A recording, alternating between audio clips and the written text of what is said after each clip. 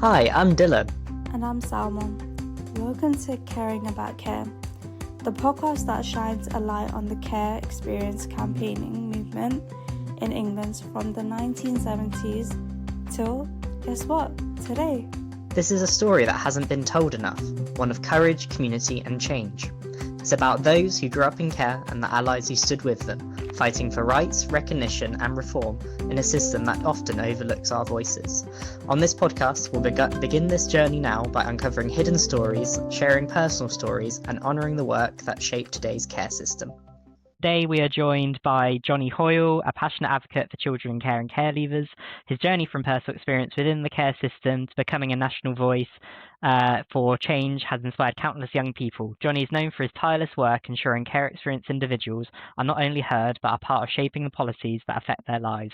So I just want to say hello, my name's Dyllan, I'm a National Voice Ambassador and I'm going to pass you over to Salma to say hi too.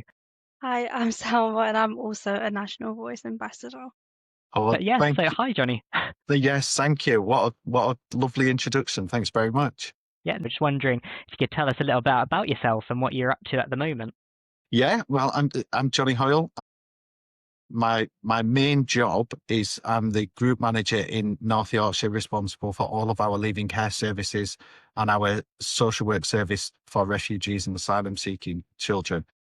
I'm also a trustee at Core and Voice and have spent my whole career campaigning for positive changes to the care system, and a whole heap of that, I know we'll probably explore that, but a whole heap of that comes from my own care experience. Brilliant. Well, thank you so much for introducing yourself. Over to you, Salma. Oh, thank you for that literal small introduction, but damn, like you've done a lot. But your journey from being in care to later becoming a leader in social work is, first of all, amazing, just as you said. What drew you to social work to begin with? So I think when I was leaving care, it feels like a long time ago now, but was just after the Children Leaving Care Act became actual legislation. So it was part of that first cohort of kind of young people who could have some extra support, recognizing that actually if you get somebody to 18, most parents don't just say, that's it, you're done, off you pop, good luck with the rest of the world. And so the Children Leaving Care Act kind of gave that opportunity for young people to get some support, to carry on those journeys and to set themselves up in adult life with all the challenges and opportunities that adult life brings. And so I started in a role that is probably very similar now to a typical apprenticeship in the leaving care team. And I was working alongside my personal advisor and the other personal advisors in the team, but my role was very much about bringing young people together and hearing them share their experiences. So I got into this line of work and then started to really enjoy it. I started to enjoy working with young people and hearing about them, being curious, kind of one of the key things for social workers to do. And from there, I knew that I needed a career path. I knew that I wanted to work with young people. And so I became a family support worker. I worked in a children's safeguarding team, and that gave me a whole heap of skills and knowledge and experience. And then I decided that I wanted to be a social worker. And so I was a social worker. And after that, I went back to be a manager of the leaving care team that had looked after me. Which is yes, absolutely. Yeah. So it's probably quite an unusual circumstance where a caregiver goes on to manages their old worker, their old team. And then for about 5 years, my role has been looking at AI and the role of AI in social work. And we've been able to do some really innovative things in the world of AI, but the opportunity came about to be the group manager responsible for all of the leaving care service, and it was too good an opportunity for me to pass up on. And so I am I'm now 2 months into that role. Wow. That's such an incredible sort of like journey, and sort of, yeah, like you see like a sort of full circle. We sort of like come back to sort of like being in the sort of same local authority and everything as well. So that's just fantastic. I was just sort of like curious about the AI though. Like what kind of like AI things like were you sort of up to in like your local authority? Yeah, well, I mean, Yeah. do you know what we've had because my role was dedicated towards looking at innovation. Yeah. I've been so lucky to have the time and the space to go and really explore what's possible. So we've been reimagining how social workers can access information. We've been using AI to basically to read every single word that's written about a child and then to create an eco map, almost a network of people who social workers can use to help keep children safe, or potentially a network of people who might be able to care for a child if they can't continue to live at home. We've also done a really interesting piece of work building a bespoke chatbot for social workers. And so it looks and feels like ChatGPT, but instead of looking at the internet for its answers, it only looks at legislation and policies and procedures. And that's been such a wonderful experience. We worked with a company called Leading AI. We very quickly achieved being able to ask questions of the policy. What am I, I'm a social worker and this is what's happening. What are the key things I need to think about? It can do that really quickly. But then what we started to see when we gave it to people was they started to be really creative with it. And so they would say, make me a superhero's guide to the looked after review process for a young person and translate that into Polish, for example. And very, very quickly being able to do some of the things that social workers have always wanted to do, but never had enough time to do. So, it's been a wonderful journey. We've been really lucky. We've won a heap of awards for the work because I guess what we've done is outside of the norm. Yeah, definitely. It feels like really innovative. I can't speak say the word innovative, like as you were sort of saying before and everything. And that sounds amazing. And it just seems like it has such a huge impact on the sort of like people being looked after by the social workers as well. So yeah, that's just fantastic. So yeah, sorry, I was just like really curious about that. So I'll pass back to Salma as well. I feel like it's crazy that you just grew up in the system. Now you're literally doing every job one by one. So it's like you're collecting them like stones. It's so good to see. But what do you enjoy about working in North Yorkshire?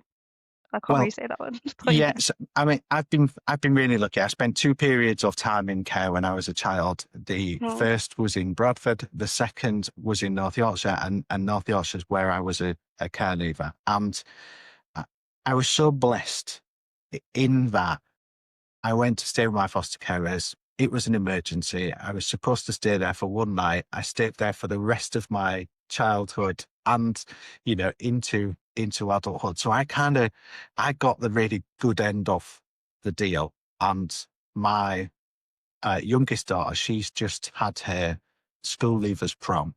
And it was lovely, really, because my foster carers were there. To me, they're obviously my foster carers.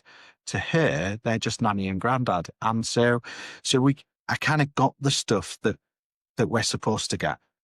And I realized that I'm really lucky in that scenario. In terms of work, I think we've talked for a long time about the family business. If your parents owned a business, you could go and work in it. And I've just been dead lucky that the right opportunities of being there at the right time, but also along that journey, I've had the right people pushing me to be the best that I could be, nudging me in the right direction, or even highlighting times where I've maybe got stuff wrong and might want to do something different in those scenarios. And I always say the two things are really important.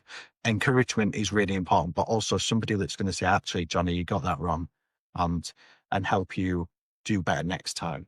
And so, yeah, I've done those. I've stayed in the family business. I talk a lot about opportunities for care leavers, and I often say I've worked in North Yorkshire for 20 years, and there's not many people that stay with one employer for 20 years, but that's because I've had that right mix of opportunity, and encouragement and support.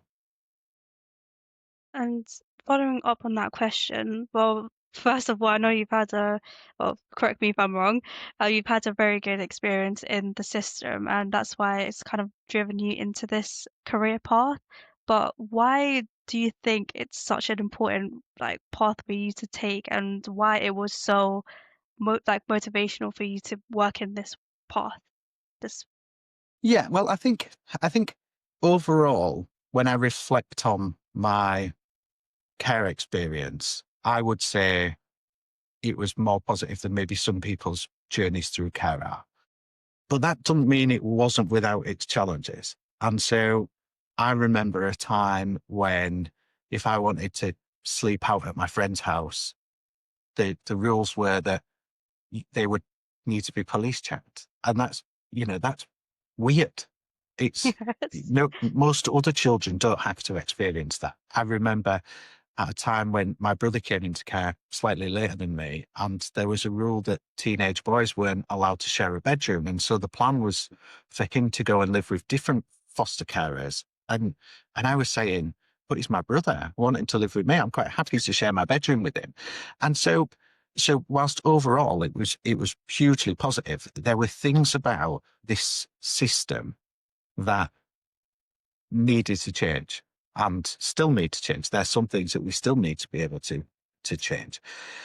And so kind of alongside my working life, I've always been involved in charities, a National Voice, Quorum Voice. I've always been interested in agitating for some of those changes, not in a way that promotes conflict, but almost in a way that highlights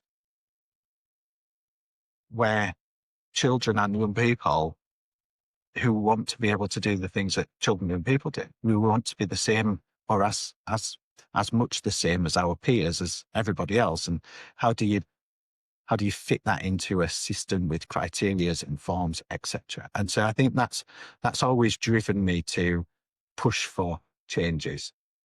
I also noticed you mentioned a voice as well, which also is very good because it leads on to my next question. So, a national voice, so correct me if I'm wrong, but that was established in 1999? Okay, brilliant, cool, I got that right.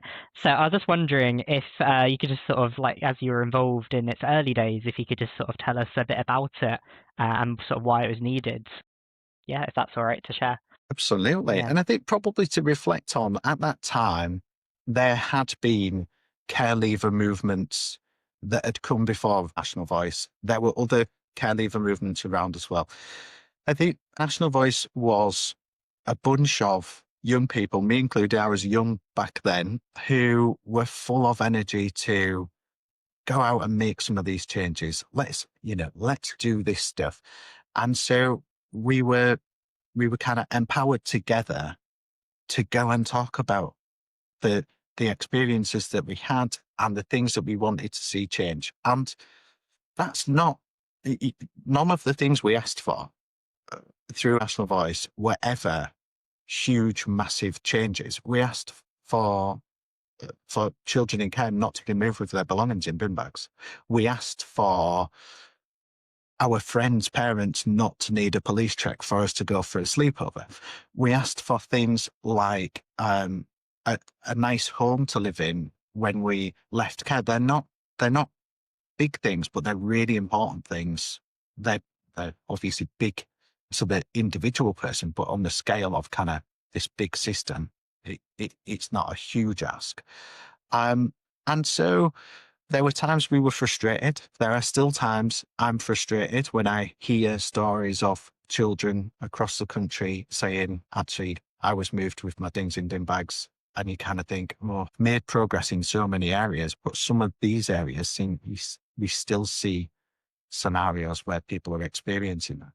So a National Voice was just a wonderful time. We were young, we were full of energy. We wanted to engage with the sector. We wanted to work with social work departments and leaders, and we wanted to affect those changes that were really personal to care experience people, because we do experience things that other people never do.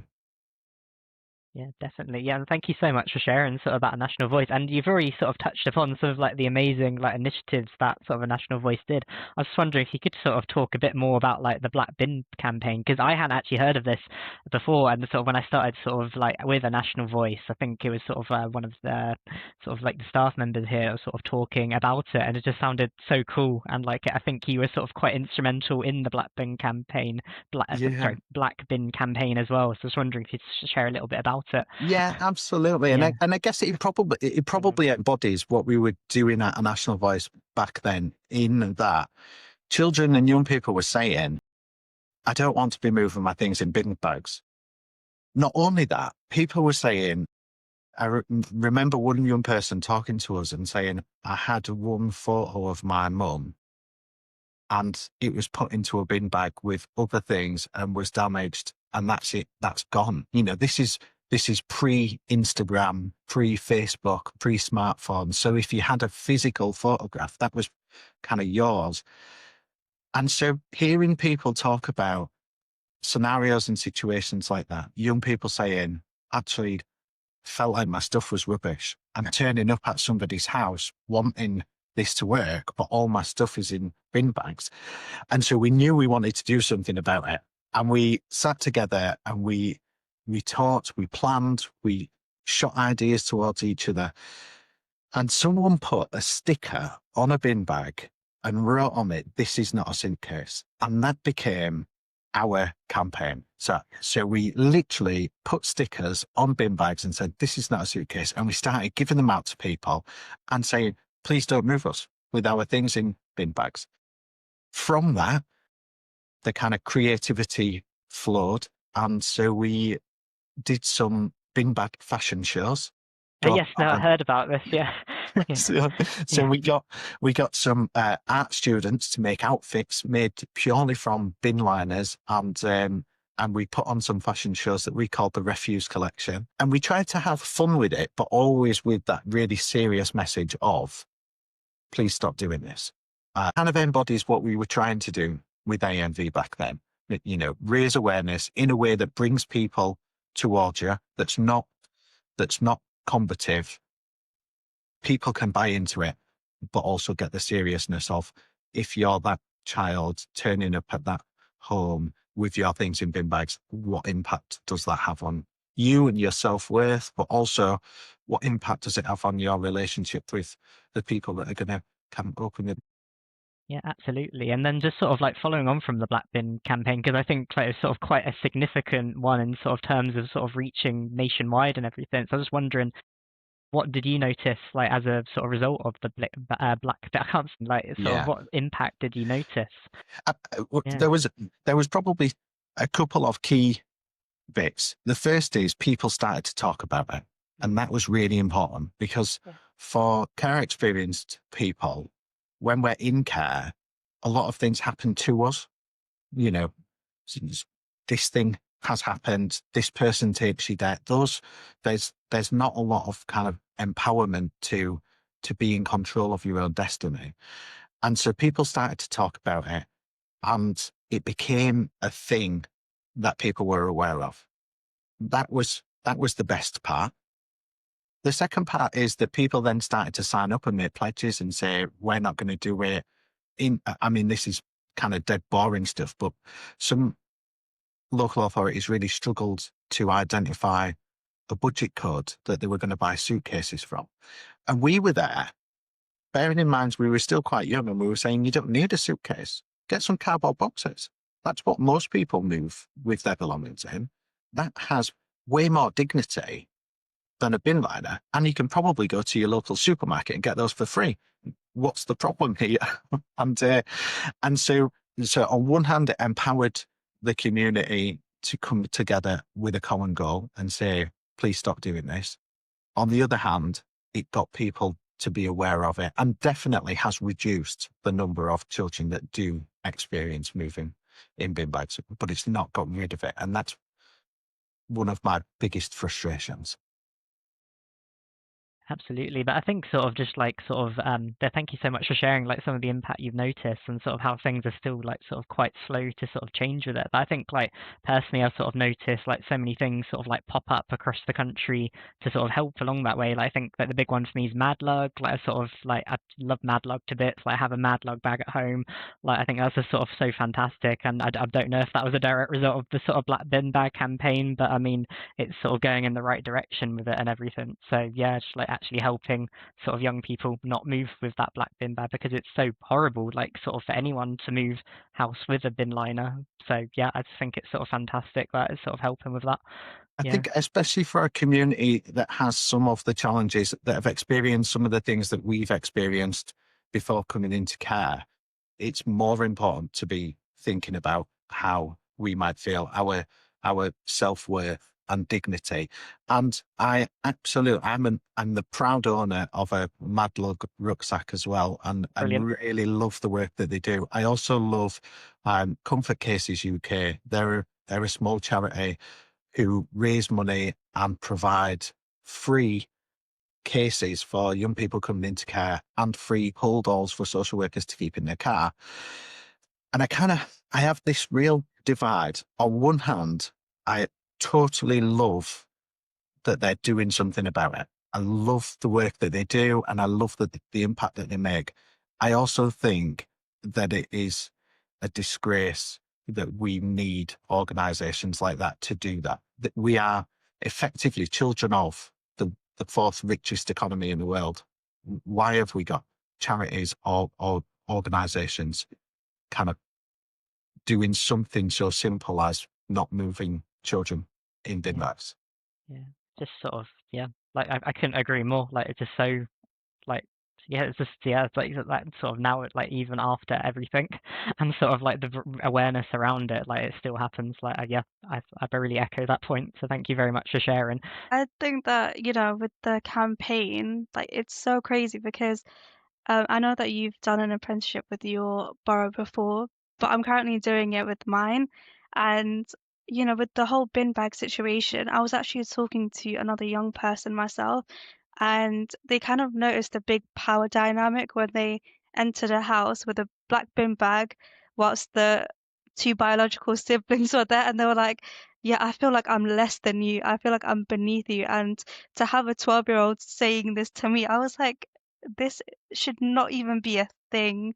And it's crazy that, we still have to think about these things to this day. Like, it should, I don't know, it's just a huge thing that I kind of like feel anger towards. Um, but, And it's, from your, I'm sorry, Sam, I was just going to say, that's one of those examples of things that we experience that most other people never experience. yeah, What is it like to actually walk through somebody else's front door to not know who the people are, not know the layout of the house, not know which toiletries you can use or not use, or what things, you know, what goes where in a kitchen, in a yeah, cupboard. And to do all of that, what we should be doing is making sure those children are in the strongest, most confident position they can be in to walk in there and go, here's my stuff. I've got my stuff and it's fine. It's in a rucksack, just like everybody else has a rucksack. All that other stuff is really tricky. So let's lighten the burden, yeah. take something off.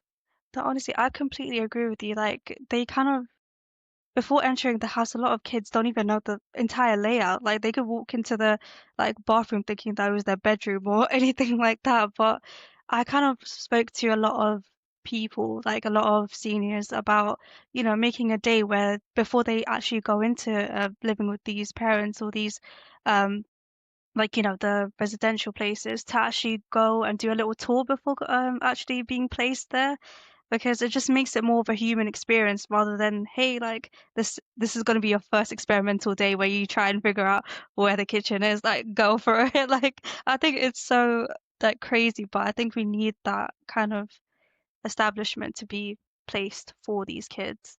But from, I'm gonna ask you the questions before I bombard you with my own. But from your social work career, what themes have resonated with you the most? I think when I think about my career as a whole, the optimism that I've got, and I do have optimism. I know we've just talked about some of the things that are wrong. There's loads Yeah. of things that are right. And I work with some of the most dedicated people around, people who absolutely want to do the best for children and young people, whether that's keeping them safe, whether that's caring for them well. And it's a bit of a magical profession, really, because there's not many professions where you can be the person that helps to change somebody's life, whether that's keeping them safe, whether that's helping somebody navigate all of the hurdles that you face when you're leaving care, etc. I think there are still some difficulties around big organizations and processes. We need a process for this and we need a form for that. And if we trust, let's say, for example, we trust a leaving care PA to be the person that is our connection with a care leaver, and we trust them to do all of this stuff. How can we get to a point where we trust them to spend the right money in the right way, in a really natural way, without having to say, I need to ring my manager for authorization? That type of stuff, again, is the stuff that most parents don't do that. And so we've got to get to that point. Similarly with foster carers, we trust foster carers to literally look after a child 24 hours a day, 7 days a week. How do we give them the ability to make decisions, recognizing that actually they will see a young person way more than the social worker sees them? So why is it the social worker making some of those decisions and not the foster carer? So I think there's definitely some stuff there about how do we normalize as much as we can the care experience, but also how do we trust people and keep them accountable? Thank you. That was that was crazy, because I think a lot of listeners can agree with what you were saying, where our foster parents or foster parents in general know a lot more about about individuals more than a social worker who's there for an hour in every 6 months. So I honestly agree with that so much. But adding to that, in your view, what are the biggest challenges care leavers face today? And on top of that, how has these changed over time? And if you can, from from your own personal experiences as well, if you could add.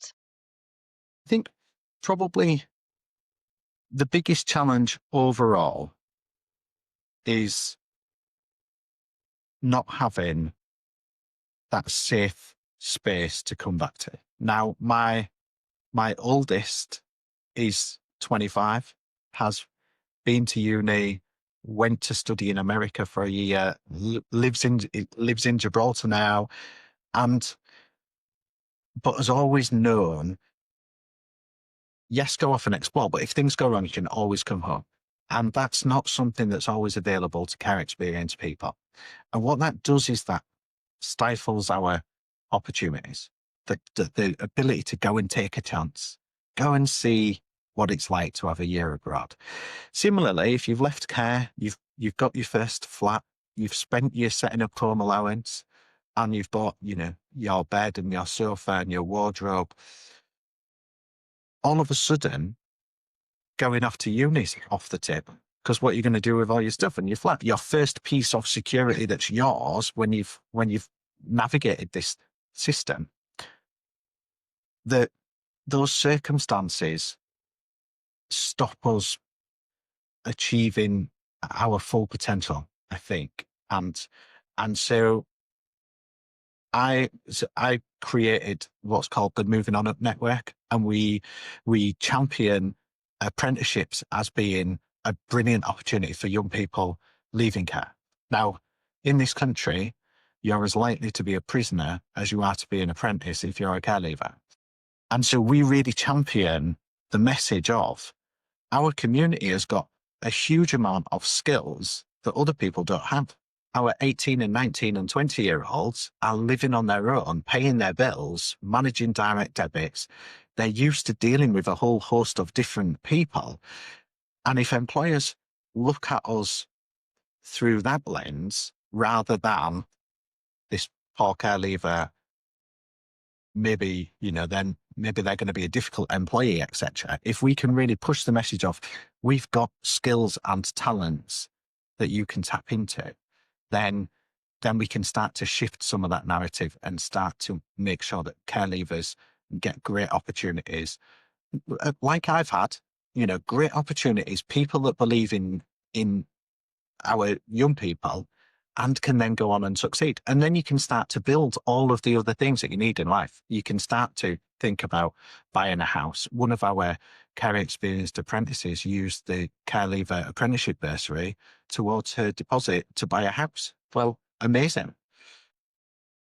To that, then what comes after your apprenticeship? Well, then the employer knows that you're brilliant and they'll give you another opportunity, and you can kind of work up towards all that other stuff, whether that's, buying a car, going on holiday, all that other stuff, but it all has to start from somewhere. And so I think the biggest thing is the kind of challenges that prevent us taking a chance, taking a risk, seeing where this opportunity might go.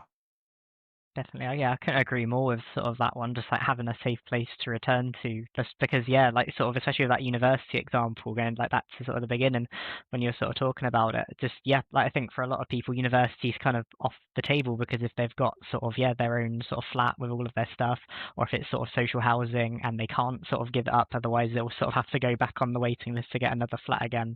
It just makes it so much harder to go to university, or if you sort of decide after all of that to still go to university, you just won't have that place to go back to either. So it's just sort of a real vicious cycle of sort of not being able to access the opportunities. So yeah, I'm very thank you for highlighting it.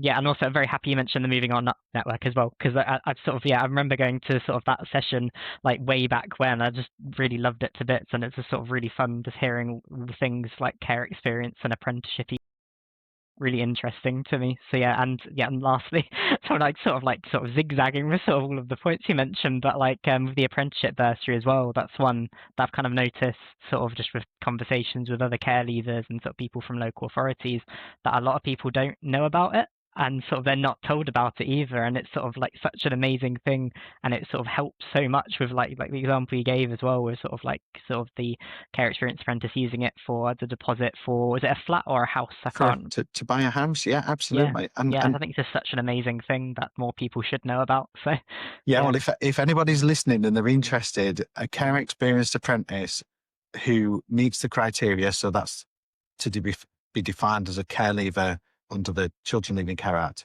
is entitled to a £3,000 bursary. It's not means tested. It doesn't affect any other money that you receive, but it's there to help you along the way. And we've had examples of people using that to buy a house, to go towards a deposit. We've had people who have used that for driving lessons. We've had somebody who used it they were doing a joinery building type apprenticeship, and they used it to buy all of the tools that they need for their job. And again, a little bit like that conversation we just had about self-esteem.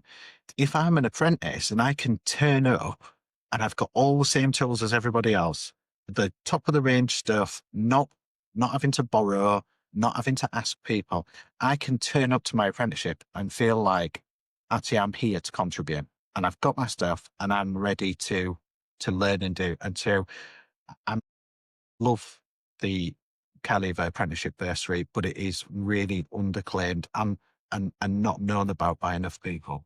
Yeah, no, Wow. I think it was like was it the DFE report? I can't remember which report it was, but wasn't it like sort of only 1/5 of well, I can't remember which statistic it was, but I think it was only like a small amount of care experience, like apprentices, sorry, tongue twister word, were actually claiming it. So yeah. I mean, as I said, the numbers of care leavers going into apprenticeships is woefully low. About 2% of care leavers go into apprenticeships. Crazy. Not last year, the year before, if you imagine our community between the ages of 16 and 25, there's about 100,000 care leavers in the country. 100 bursaries were paid. So that, I mean, it's not even 1%. That's how low it is, but it could be a life-changing amount of money for somebody to receive. They're already doing their apprenticeship. I It's see. not going to impact anything else. It's just a free £3,000. Honestly, I loved it when I got mine. Um, but I just like, I think you're completely right that, you know, when you do get that, it's like more of like an empowerment thing where I literally ended up buying myself a new laptop that wasn't given to me by my PA or anyone else. And it was like the sense of, oh my God, I did something. I've like, you know, got into this apprenticeship. I'm doing something that I truly love and admire. And to have it like shown, and I've literally look at my laptop every single day, be like, I bought that, like for my hard work. So I think it is a very big like booster for you know, your self-worth and just your confidence overall. So I think everyone should go into an apprenticeship just for that. I'm a real big advocate for apprenticeships, especially for care experienced people, because of all Mm, those other reasons. If you've got a flat, if you've spent your setting up home allowance, and going to uni is not available to you at that time, well, an apprenticeship can offer a whole heap of other benefits for care experienced people. You could be part of a team. You yeah. might have a manager that understands life's a bit more tricky for you, but takes that into account. You can earn money, get a qualification.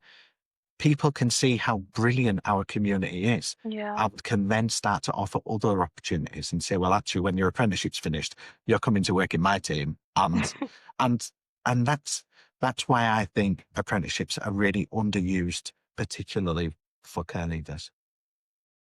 Definitely. I think like for myself, like I sort of went down the sort of uni route because sort of fortunately I sort of had the staying put arrangement where I could sort of like go back to and everything. So it kind of made that a sort of accessible choice for me. But I think, yeah, looking like back, if I was sort of in a different situation, I find that really sort of challenging. I think like sort of in hindsight, sort of actually an apprenticeship might have been sort of even better for me as well. So yeah, just like really like interesting to think about.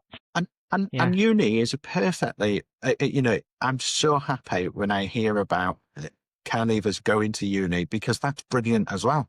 And I don't think it needs to be an either or, but depending on your circumstances, if uni is not an option that's available to you, apprenticeships absolutely should be. Yeah, definitely. And you can do them in all sorts now.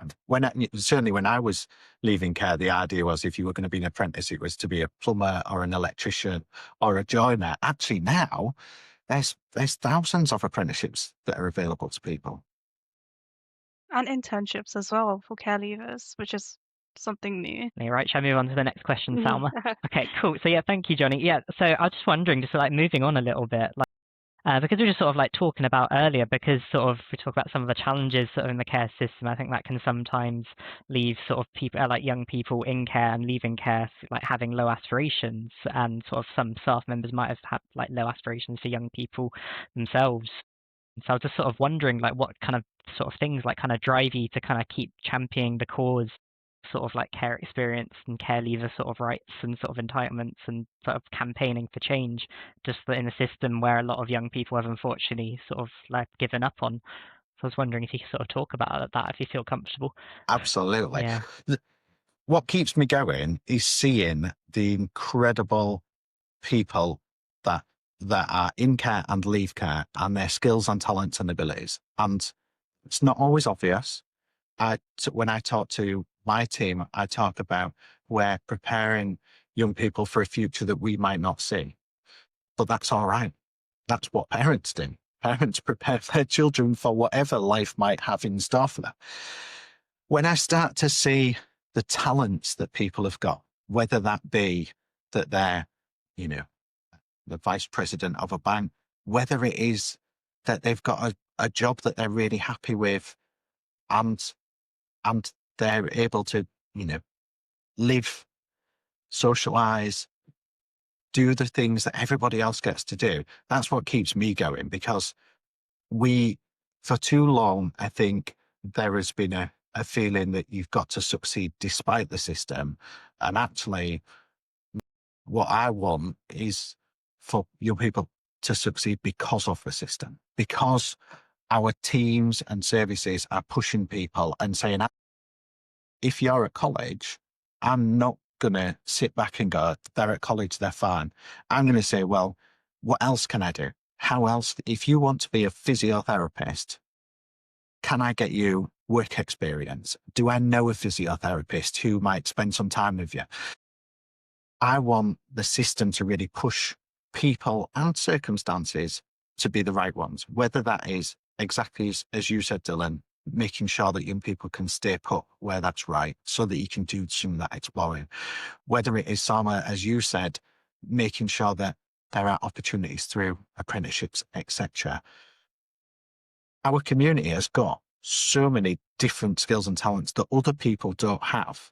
We've just got to shout about it a bit louder and say, look, we're used to dealing with people. We've sat in a looked after review with 10 different people that we don't know. We're used to interacting with different people. Yeah. We're used to managing our money and budgeting, and employers can tap into that. There is loads of value from that. You look at the care experience people that have changed the world, from inventing the iPhone to creating the Queen's coronation dress.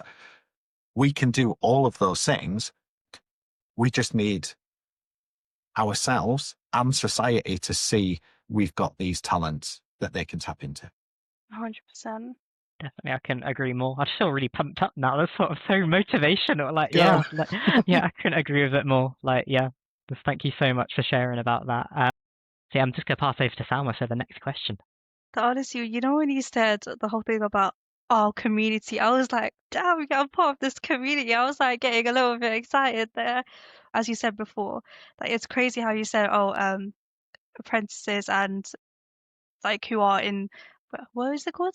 Care leavers, and like have the same ability to become an apprentice or a prison. I was like, I didn't even know that. And to actually be casted as that kind of thing of, oh, you can either succeed or you can fail is crazy. But having role models that have gone through the system and have made a huge difference, like Bridget, like yourself, is really inspiring. And to have articles on you guys, it's like, damn, that's part of my community. Like I was getting a little bit, gassed up there.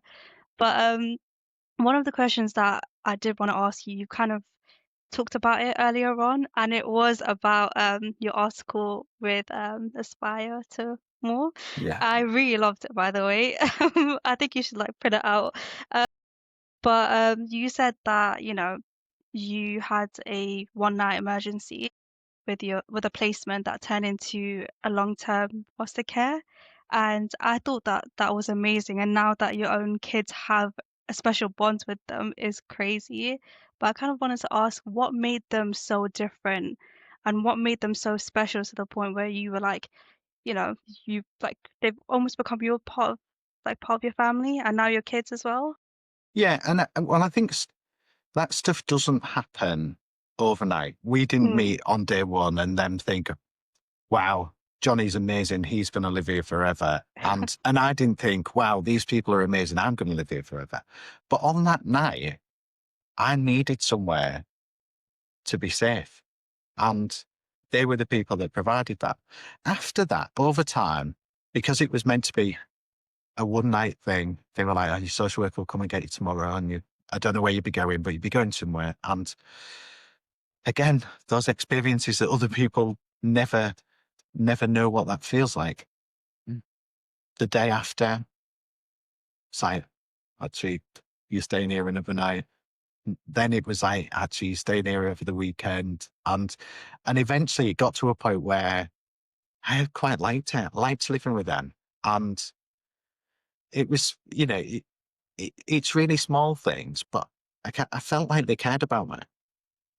And that was shown in a variety of different ways, whether that was a hug, whether that was my tea would be ready when I got home, whether it was that you just asked me how my day was. But that relationship grew and grew over time and has grown ever since. And I think there's definitely a place for what we call matching, trying to Mm. match children and carers. there's also something really special about humans and putting people together. And I don't know.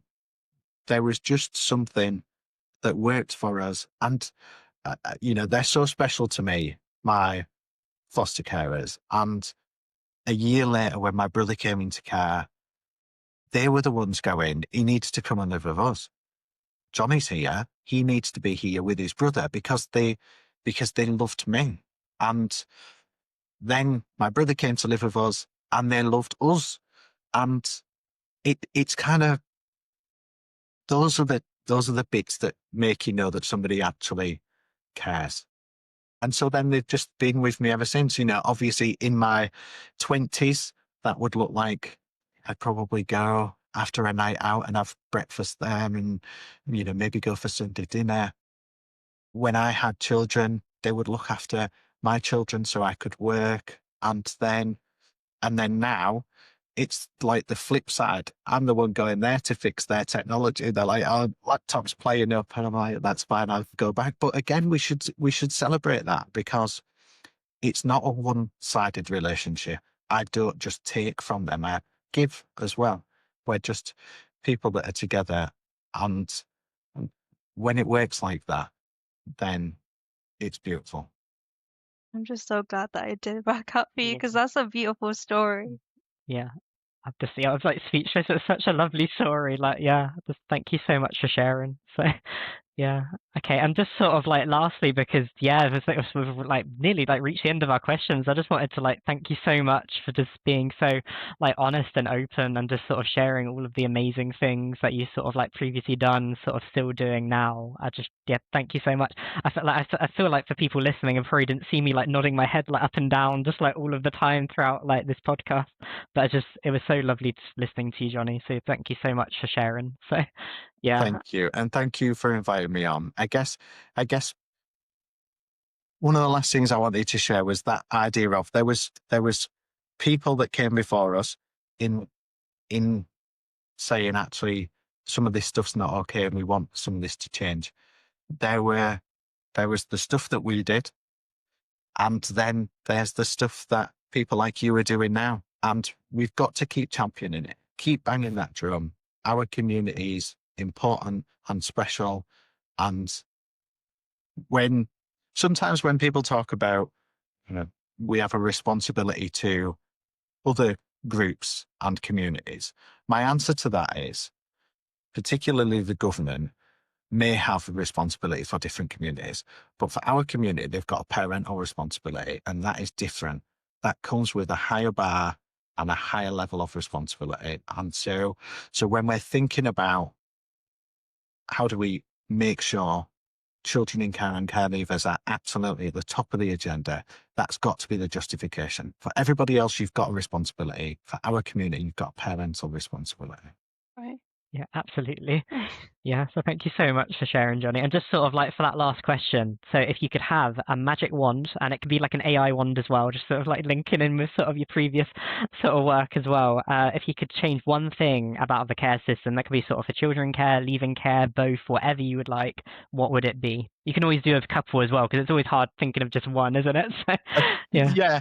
I mean, probably in the theme of our conversation today, I would have the kind of power and the might of the state pushing young people to succeed in whatever that looks like. Now, here is very often people are quick to criticize the government for what they perceive it does or doesn't do. But the civil service internship scheme dedicated to care leavers is groundbreaking in that it takes that mantle and says, we have that parental responsibility for these people and we're going to give them opportunities. What I'd like to see is that replicated and multiplied across anything. So if I'm a 16, 17, 18-year-old care leaver and I'm a talented artist, I want the state, whether that's my PA, whether that's the Director of Children's Services, whether that's somebody in London in a government department saying, we're going to put them with the best artist for the day. We're going to give them the chance to go and study abroad in their passionate field. If I'm that 16, 17, 18-year-old and I want to be a doctor, what I'd want is for all of the kind of instruments to come together to give me the best possible chance of being a doctor. And that might be making sure I can stay put, but also might be linking me up with a doctor in my chosen field. It might be something as simple as arranging for me to go and spend some time in a hospital. If we can do that, I'm not naive. I know that not everybody will achieve that kind of overall goal. But what have we got to lose? If someone gets the impression of this whole country believes in me, we're going to achieve way more than if people think this whole government thinks that I should just leave care, get some benefits, live in a council flat. And so if I had a magic wand, that's the thing that I'd change. And I would want our leaving care teams to be, I want more pathway plans that talk about credit scores and mortgages than talk about benefits and way towards not working or not earning good money. And so that would be my magic wand. I've kept it to one thing. How's that? I mean, that was just incredible. I mean, I want, anyway, if any government people are listening, please just do that. That just sounds fantastic. So yeah, I couldn't agree more. And then I think all of that would just have that such significant effect of having that huge aspiration for care experience young people as well, in care, leaving care, and sort of, yeah, everything in between. So I think that'd just be amazing. That was, I mean, I don't want to speak for Salma, but I think that was just an amazing sort of thing to wish with a magic wand. So thank you. Honestly, it was. Yeah. Yeah. Okay. Well, I think that's sort of everything that we've had for you today, Jonny. So I just wanted to sort of thank you again so much for sort of like agreeing to be on the podcast, and it was an absolute pleasure. So thank you so much. No, thank you. Thanks for having me. And yeah, you two are your own inspirations. I can't imagine me at your age hosting podcasts, and I've absolutely loved this last hour talking to you. So Thank you so much for listening to today's episode. Caring About Care is produced by Quorum Voice and A National Voice. Please make sure to like and subscribe wherever you find your podcasts so you don't miss out on future episodes. Thank you.